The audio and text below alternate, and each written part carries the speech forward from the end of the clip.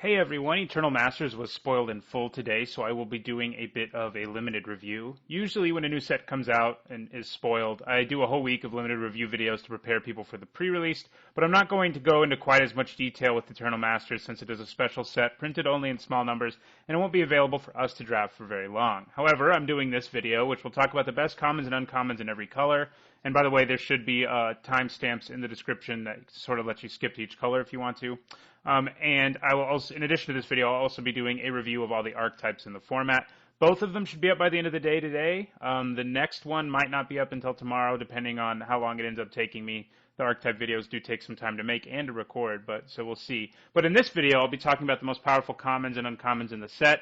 Generally, the cards in this list are the kind of cards that any deck in the color in question, whether it's white, green, blue, or whatever, would want at least one copy of in their deck. The uncommons on this list are frequently first pickable, so obviously uncommons generally have a higher power level than commons do, but I'll also be talking about some commons that I think are first pickable. I'll let you know in general where I would pick certain cards along the way as well. So we'll begin by talking about white. These are my picks for the three best commons in white. At number 3, I have Ballynock Cohort. I think white is the most shallow of all of the commons in the format.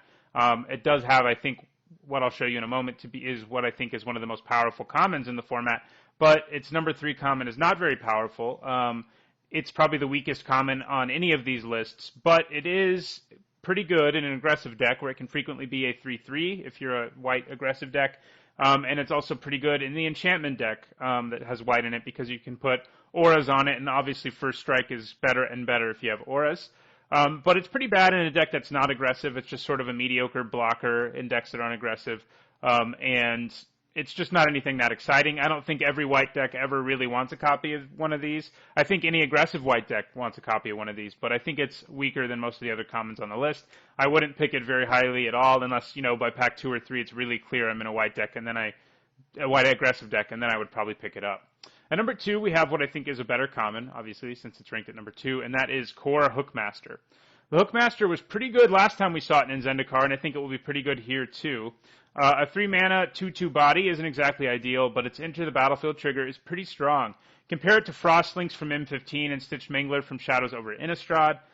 Both are strong cards in their respective environment, and the Hookmaster is no different. If you're an aggressive deck, it can help you swing for lethal or get in for some extra damage. If you're more of a control deck, it can buy you a fair amount of time. On top of that, it taps something down for a turn, and it also gives you a body that can then swing. And so Kor Hookmaster is a pretty strong tempo card, but also good in an aggro deck, and also good in a control deck to a certain degree, although it's better in the first two. At number 1, though, we have one of the most powerful commons in the set, and one of the classic powerful uncommons for white in many a limited format, and that is Pacifism. Pacifism is crazy, efficient, and powerful, dealing with your opponent's biggest creature for a very cheap cost. It does have the downside of not turning off triggered or activated abilities, but Pacifism is amazing and perhaps the best common in the set. It basically has been every other time it has shown up. And if you're playing white, you would take as many copies of Pacifism as your draft mates are willing to give you. I don't care if it's 5, 6, 7, you would take all of them. And on top of that, it has the extra bonus of there being an enchantment archetype in the format. So Pacifism is a first pickable common much of the time, so keep an eye out for it. Also a big signal that white is open in general. If you see a Pacifism, even pick 3 or 4, it's a pretty good sign that white's open. So let's go ahead and look at the best uncommon in white. White got a very good removal spell at common, and white in general is pretty strong at uncommon, and that it has like Calciderm and stuff like that too. But I picked the removal spell, and that is Swords to Plowshares. Faith's Fetters, by the way, also an uncommon for white. All strong cards. And Swords to Plowshares is sort of an iconic removal spell in Magic, and it's very strong. It can deal with any creature for only 1 mana. It's sort of comparable to Path to Exile. It does, like Path to Exile, have a downside in that your opponent gets to gain life off of it, but the fact that it can deal with any creature in the format except, like, Inkwell Leviathan, and it can do it at instant speed makes it a very strong card, and this is a quality first pick in the format. I would take it even above Pacifism. So let's go ahead and move on to the next color, which is blue. Blue has some pretty sweet commons this time around. think it's decently deep, maybe not the deepest, but decently deep at common. At number 3, I have Counterspell, and I will, begin this by saying Counterspells usually aren't very good in limited, but Counterspell is pretty good because of its efficiency. Leaving up 2 mana isn't a huge cost, especially in the latter part of the game. The kind of Counterspells we're used to seeing in limited that aren't great usually cost 3 or more, and while it may not sound like a whole lot, 2 is a big difference. That said, I don't think Counterspell is first pickable at all. It's impossible to splash, but it is a perfectly serviceable card, and I think you're happy with it if you're in blue. But don't go out of your way to pick one up early. You'll be able to get them later because people who are splashing blue won't be playing it. People who are only mostly base blue will be able to play Counterspell, so it won't be that hard for you to pick up. But I think any blue deck is happy to have one if they have enough islands in their deck, which is probably about 10 islands, probably what you need to feel confident about it. So at number 2, we have Silent Departure. It's a pretty sweet tempo card because it bounces a creature very cheaply for 1 mana. This gives you amazing value when you're bouncing your opponent's 5 drops plus, and that makes it a very good card, like all tempo spells are, but the fact that it only costs 1 makes a big difference. And on top of that, it can help you in the later part of the game by bouncing another of your opponent's creatures from the graveyard with its flashback effect. And what's more, Burning Vengeance is an Eternal Master, so sometimes it will be even better. I also don't think Silent Departure is first pickable. It is better than Counterspell, though, obviously, since I have it at number 2. And I think any blue deck would be thrilled to have 2 of them, let's say, maybe even more of them. So I would feel okay picking it up somewhere like pick 5 or 6. It's important to note it's even good in an aggressive deck that has blue in it because it can bounce a blocker out of the way and help you get in for damage. And also slow down your opponent's board development while you continue to develop your own.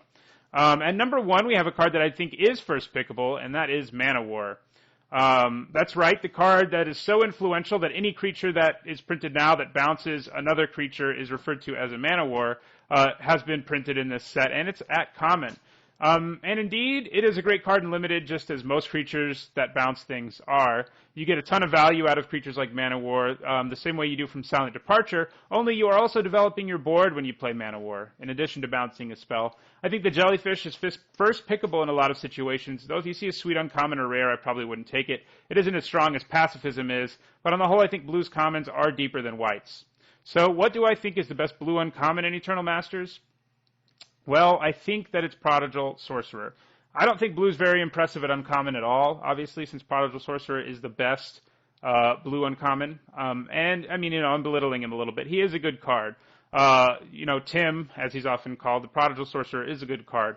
He's a classic Magic card, so it makes sense that it was printed in Eternal Masters, and we're lucky to get a chance to play him in another limited environment after a very long absence. And he gives you a lot of solid value. He can kill off small creatures and represent a clock for your opponent. He does have the downside, though, of being completely horrendous in combat, but I think you get decent value with the Sorcerer, and I think any blue deck is pretty happy to have one of these in their deck. I do think it's actually a lower pick than what my pick for the top blue common, though, which is Mana War. That's not the case for any of the rest of the cards on this list. The best uncommon, I think, is better than the best commons are in all the other colors. Blue is kind of an outlier there. So let's move on to our next color, which is black. I think black is one of the deepest colors in terms of commons. There's tons of really good black commons. It wasn't easy to narrow them down to 3, but I did manage to pick the 3 that I think are the best. At number 3, I have Phyrexian Rager. He's a sweet value creature who often grants you a 2-for-1 because he draws you a card and can then trade for something, or draws you a card and then makes your opponent use removal. And any black deck is happy to have at least one of these guys, I think. Though I don't recommend taking him super early or anything like that. He's just the kind of quality common that you pretty much always want if you're black, but I think you can pick him up somewhere near the middle of a pack. The next 2 black cards are significantly stronger than number 3 on this list, though. And at number 2, we have Tragic Slip. Playing against black decks in this format is going to be a bit of a nightmare, I think, because this card exists at common. If your opponent has 1 black mana up, you have to constantly be worried about the fact that they may have this card. You have to think twice about offering your opponents a trade or trading with your opponent if they just leave 1 black mana up. It's just such an efficient, powerful spell. And that's what makes it so good. I will say I don't normally like removal spells that require you to jump through hoops to get their maximum value, but the morbid triggers aren't that difficult to make happen because creatures die all the time in Magic. Basically, the hoop you have to jump through isn't a huge one, since it only asks that something that happens regularly will happen during the game. And, the opportunity cost isn't huge. All you have to do is leave up 1 black mana. If you don't get a morbid trigger that turn, you can wait till you get it later. Plus, it can kill, X1s or be a sort of a combat trick if you're desperate for that sort of thing. And it lets you do some pretty scary things, like blocking your opponent's 3/3 and trading with it, and then firing off Tragic Slip to deal with another of their creatures. Tragic Slip also benefits from the synergies of the format because cards like Carrion Feeder are also available that make it even easier to pull off Morbid. Basically, several sacrifice synergies are around that make it better. I don't think Tragic Slip is quite first pickable because even though it is powerful, it does still require you to jump through some hoops to make it work its best. But I think any black deck would love to have multiple Tragic Slips. At number 1, we have a card that has much less restrictive removal spell in black, and that is Eyeblight's Ending. Now, Black-Green Elves is an archetype in this format, so it is worth noting that against some opponents this card might not be that good. But even a good Black-Green Elves deck in this format isn't going to be made up entirely of Elves unless something really crazy happened, so it is likely that you will at least have a few targets even against them. The fact that Eyeblight's Ending counts as an Elf card is also a positive as well, though, because there are a few Elf synergies in the format that make it even better. 3 mana to kill most creatures in a format at instant speed is great, and Eyeblight's Ending is a first pickable card. In short, Black has some sweet commons this time around. What about uncommons? Well, at Uncommon, they reprinted a pretty iconic creature from Magic's past, that you can see here, Necrotol. If you watch my drafts and listen to me talk about limited formats, you know that I love creatures that are good 2-for-1s, and Necrotol is definitely that. Against all opponents, you will have targets for Necrotol. His killing ability is limited. No one is going to be mono black, though, and there are hardly any artifact creatures in this format. So he's always going to kill something, no matter how big it is. On top of that, he doesn't only provide you with the 2/1 body, which would be a pretty good card anyway, but he also has First Strike. This enables Necrotol to be a really effective blocker and attacker, especially since he probably just killed the biggest creature on the board. Necrotol is very first pickable, and I think could be the mythic uncommon of this set, meaning a card that you will very rarely see unless you're the one to open it because people first pick it so much. It does have one minor downside, and that is the fact that it isn't easy to splash at all. So if you first pick this and don't end up in black, you can't splash him like you can Eyeblight's Ending, for example. But in terms of sheer power, Necrotol is the better card, and I think he's powerful enough to first pick because of the upside, despite that minor drawback. So let's move on to the next color, which is red. Red is incredibly deep at common, I think, and it is my pick for the color with the most high-quality commons.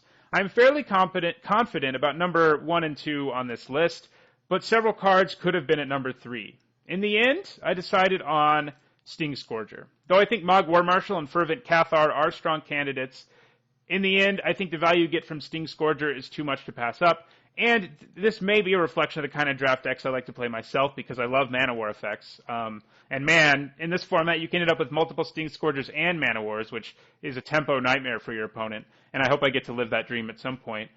He does have the downside of asking you to pay an echo cost, so he isn't quite as good as Mana War. But the fact that he provides a solid body for the mana cost, and one that you can use to block if your opponent decides to attack and you don't want to have to pay the echo on your upkeep anyways, makes him a pretty good tempo play. I think any red deck is happy to have at least one Sting Scourger in it in this format, since he plays into multiple strategies, both aggressive and tempo. At number 2, we have a very good removal spell, one I think will even be first pickable sometimes, and that is Carbonize.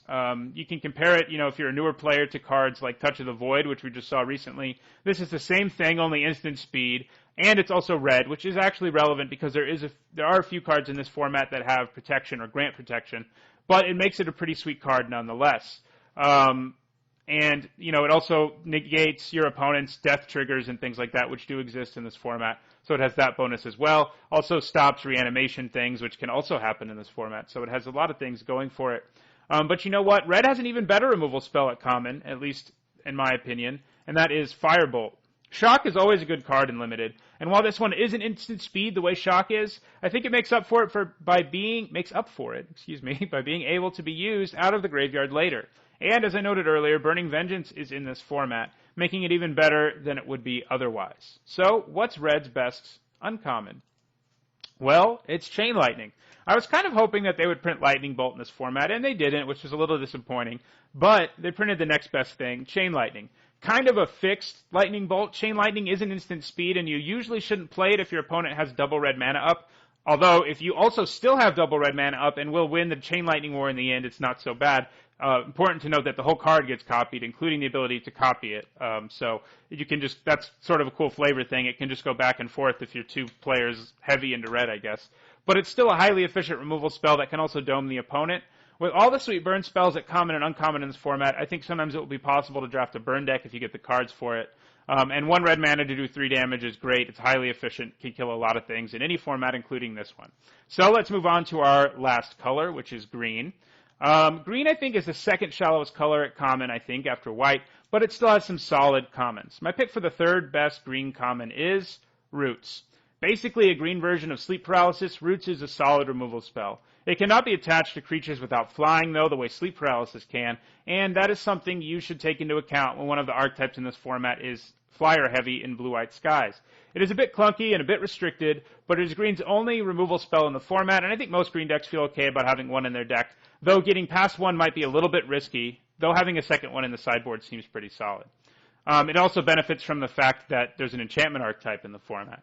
At number 2, we actually have another enchantment, and it's an aura, which might surprise you if you watch a lot of my videos. If you've watched my other videos, you know that I usually don't like auras in most formats, but that's because they open you up to easy 2-for-1s. Auras like Elephant Guide, or, the Night Aura from Magic Origins, things like that, remedy the situation. That's because not only does the guide give a solid bonus for its mana cost, making most creatures enchanted with it into a real threat, if your opponent finds a way to deal with it, they don't 2-for-1 you because an elephant token replaces it.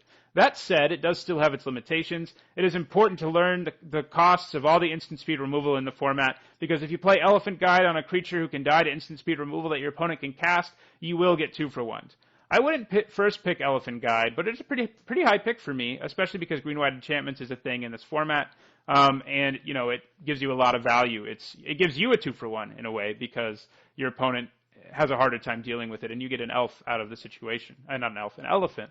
At number 1, we have one of Magic's more iconic green creatures, a card kind of like Pacifism that has been the best common in a lot of limited formats, and that is Llanowar Elves. These elves may only be a 1/1-for-1 mana, but the fact that they let you play a 3-drop on turn 2 and so on makes them very powerful. Even in the later part of the game, they provide you with a bit of a mana boost, although they are at their best in the early part of the game, but not to mention a body that could be useful as a blocker, a body that can be enchanted with Elephant Guide, all sorts of things like that. And also Elves is an archetype in this format, increasing Llanowar Elves' usefulness even more. So that does it for all the best commons for each color. Let's move to our final best uncommon, the green one, which I think is Rancor. That's right, it's another aura. But like Elephant Guide, this one also doesn't allow you to get 2-for-1, since it returns to your hand if it goes to your graveyard from the battlefield, while also granting a decent bonus and a strong evasive ability in Trample.